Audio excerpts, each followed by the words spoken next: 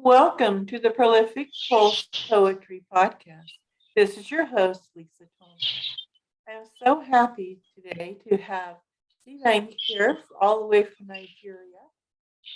And I am so happy also to announce that he has a book coming out. Well, it's already out on Kindle and it's going to be coming out on paperback very, very soon. So, Steve, tell us a bit about yourself, where you're from, your background, what you do for a living.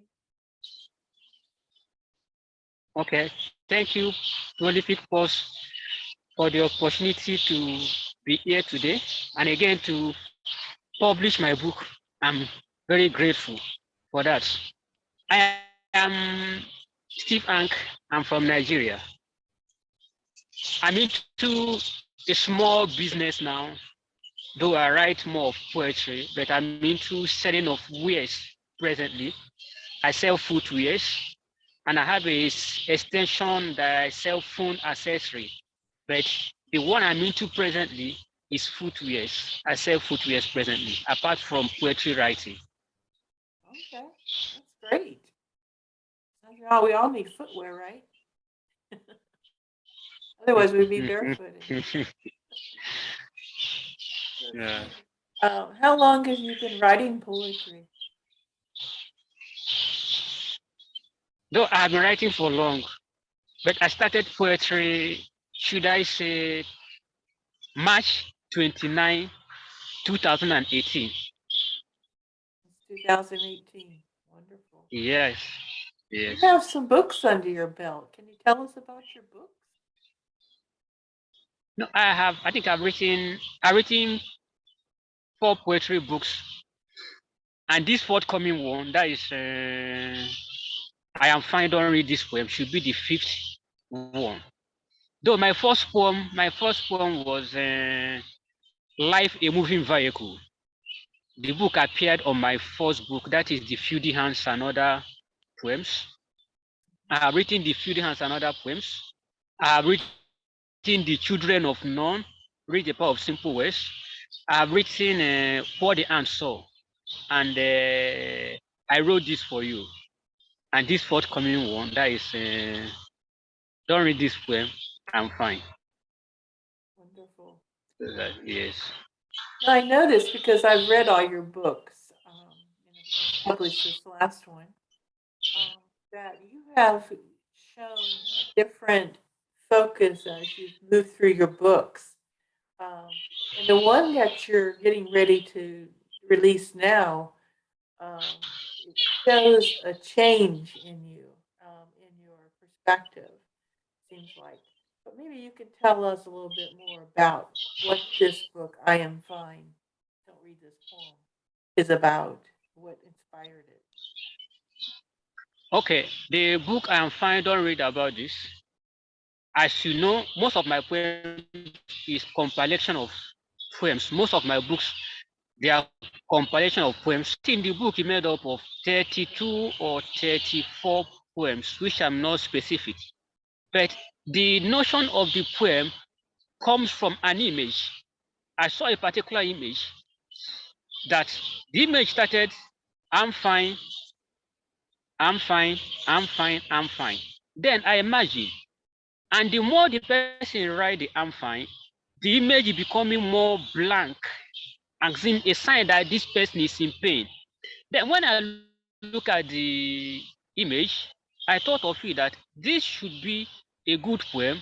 So I try to imagine myself in a condition where I know what I'm feeling within me. Because if I try to explain to people this is really the stress that I'm passing through, they will not understand. So it's just to tell them that I'm fine. If you read the poem, you hear where I said that I have been molested, I have been accused, I have been raped, so and so, but I'm still fine. It got to a stage that the speaker just became so quiet, where he said, "Leave me in the hole, let me die in the hole. I'm fine." Because he assumed that he had tried his best. It seems to there is no one coming to help. And complaining cannot really solve the problem.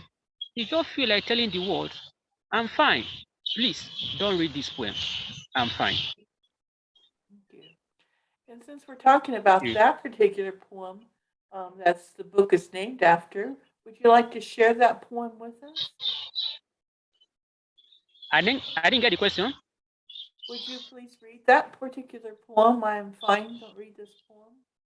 Would you read that for us today? I I don't can you read the other ones? I can't really remember. You know, it's a very long poem. I can't really remember it, but I have some other poems on ground that I can read. Okay, well, So I have let's some hear other poems on those. I would ground. love to hear your poetry. Okay, I should go ahead and read the other ones, right? Yes, you can go ahead and read the ones. Okay, okay. I think I have few poems here, which I will read. That should be the first poem on that book that said, "She is strong, but she's tired." You know, her intention on that poem is to heal the world. She wished she could heal the world. And that poem came from a particular image that I saw that said, no one knows when the strong one is tired of being strong. So, you know, when someone that you assume that he has been very strong, very hardworking, it will get to a stage that he will be very tired of being strong, but you will not really know, especially if the person is a leader.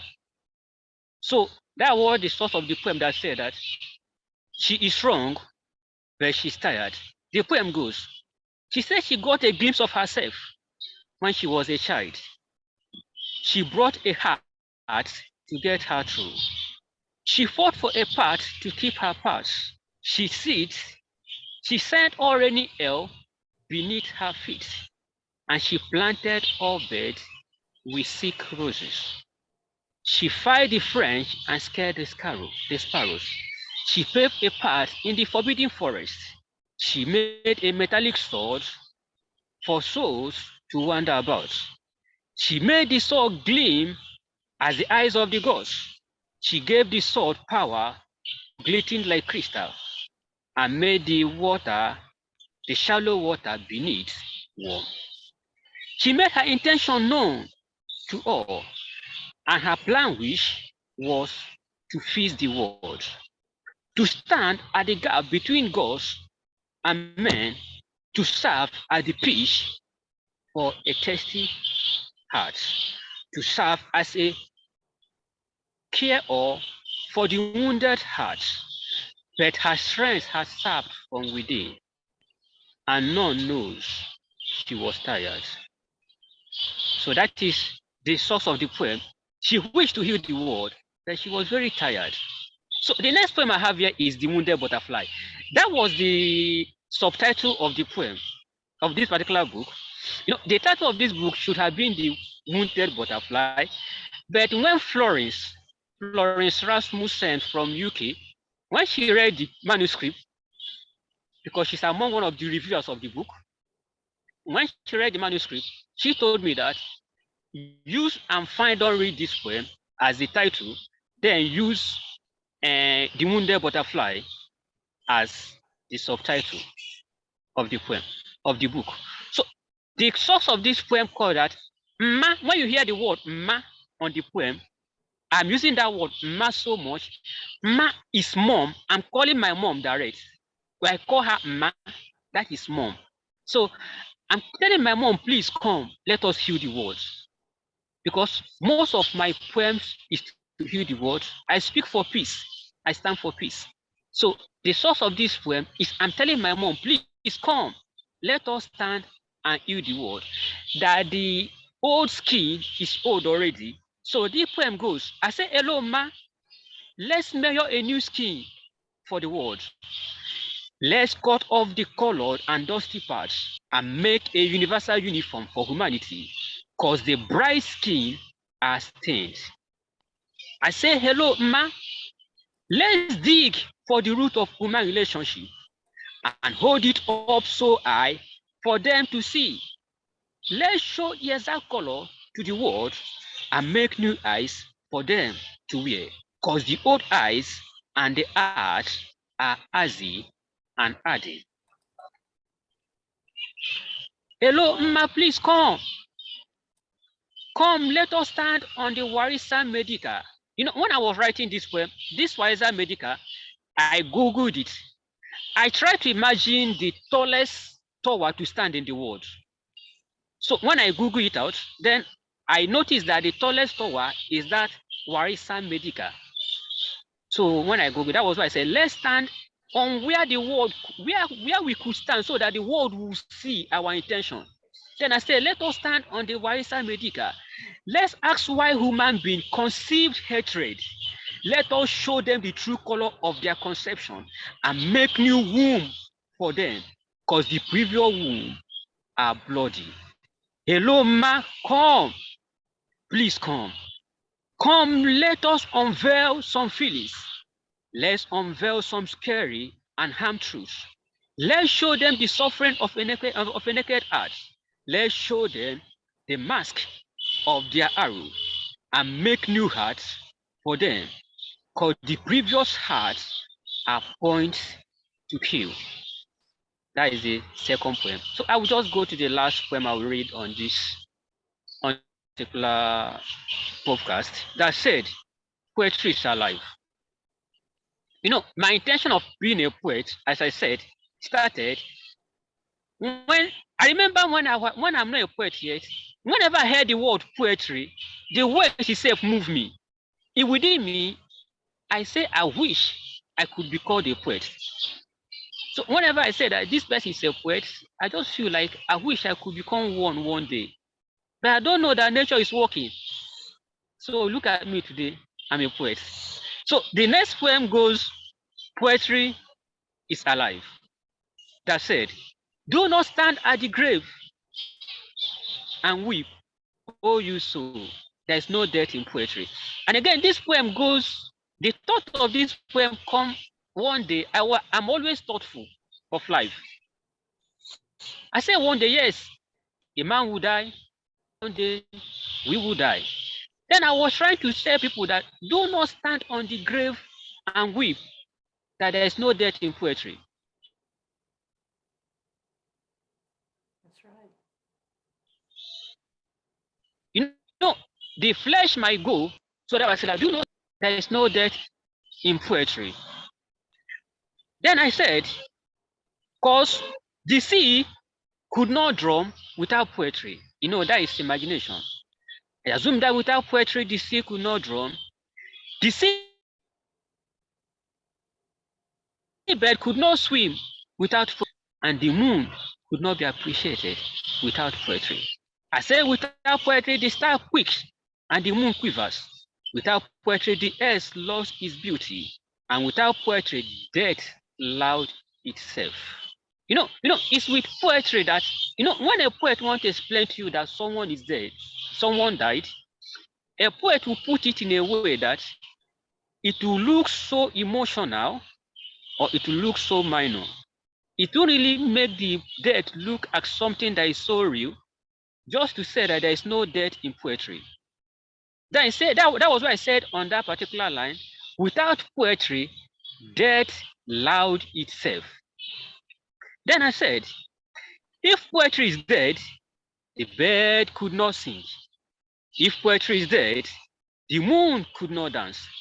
If poetry is dead, the rainbow could not be praised. If poetry is dead, the sky could not be appreciated. If poetry is dead, today we wander into tranquility. Without poetry, there will be no butterfly, because butterfly signifies beauty. I love nature. I love butterfly. If you take most of my works, I work with nature. I work with trees. I work with nature. Butterfly, the moon, most of natural stuff. That's why I work with. So I just believe that poetry is natural. It's natural. Thank you very much. Thank you. Yeah. Can you tell us a bit about your father? You have mentioned his name before as an influence. What is his role? Okay. Okay. My father, he wished, it was his wish that I went to school, that I will go to school. He died so early Before I even realized I could go to higher institution, he died. He died in year 2005. That was March 10th of March 2005.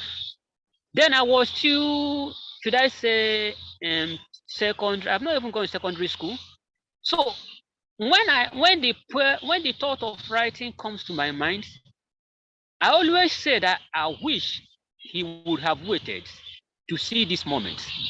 I have written many poems with his name. I think that was my first poem I wrote is Behold Your Son. That one was on I published it on my second book, that is The Children of None. Then I had written some that I told him to come and see what is the name of that. That particular poem I wrote, that is a poem to my father. That is on For the Answer. I have written some poems that I just want to let him feel anywhere he is that I finally become a poet.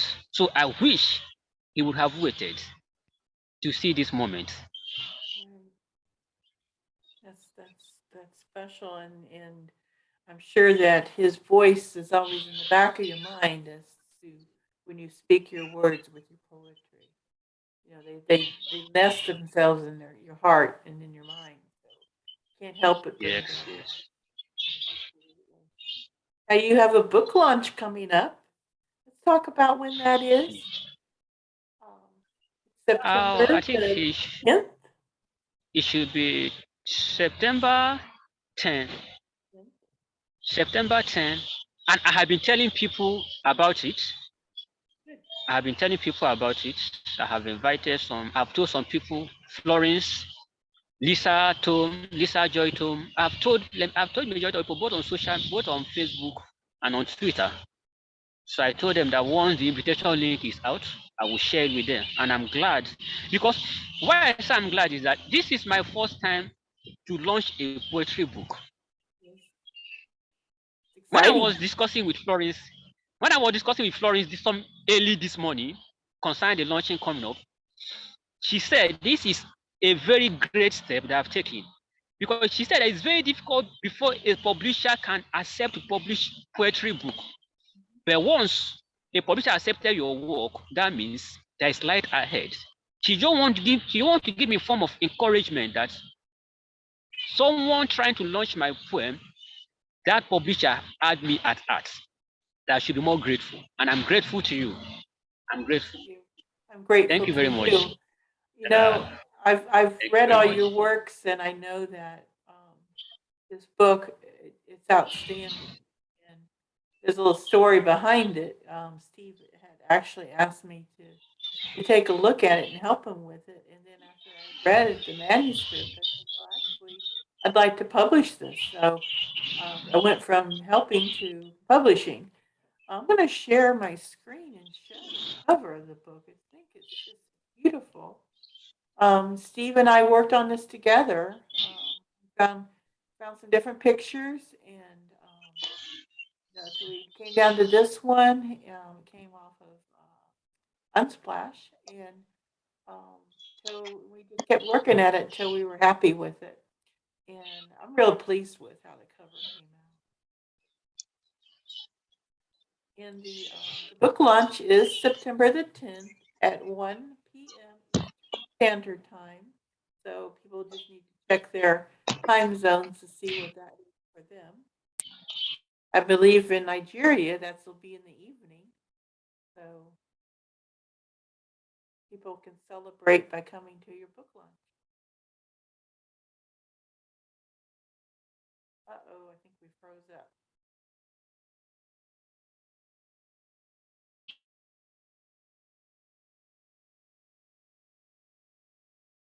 Well, thank you so much, Steve, for coming today. I think we lost the feed here, but I do want to thank you, Steve, for coming, and you all have a wonderful rest of your day. Thank you.